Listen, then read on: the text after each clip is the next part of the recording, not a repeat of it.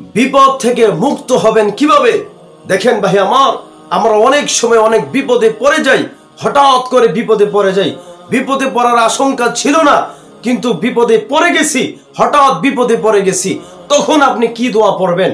তখন আপনি কোন দোয়া পড়লে বিপদ থেকে আল্লাহ তাআলা উদ্ধার করে নেবেন ইনশাআল্লাহ? ভাই আমার, অসংখ্য হাদিসের মাধ্যমে জানানো হয়েছে এবং কোরআনেও আল্লাহ তাআলা আয়াত নাজিল করেছেন, যে আয়াতটি পড়লে আপনাকে আমাকে আল্লাহ তাআলা বিপদ থেকে মুক্তি দান করবেন, মুক্ত দান করবেন ইনশাআল্লাহ। ভাই আমার, আমরা কত ধরনের বিপদে পড়ে থাকি।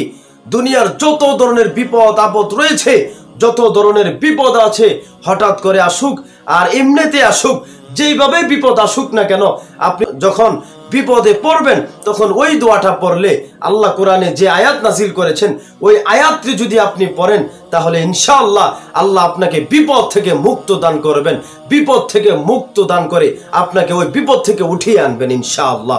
ভাই আমার, আমরা সবাই বিপদে পড়ে থাকি, ছোট হোক বড় হোক, যেভাবে হোক, যেইটা হোক, বিপদে আমরা পড়ে থাকি। ওই বিপদ থেকে উদ্ধার করার জন্য আল্লাহ কোরআনে আয়াত নাজিল করে দিয়েছেন। তো আয়াতটি আল্লাহ তাআলা কোরআনে বলেছেন, সূরা আলে ইমরানের 173 নম্বর আয়াতে আল্লাহ বলেন, হাসবুনাল্লাহু ওয়া নি'মাল ওয়াকিল।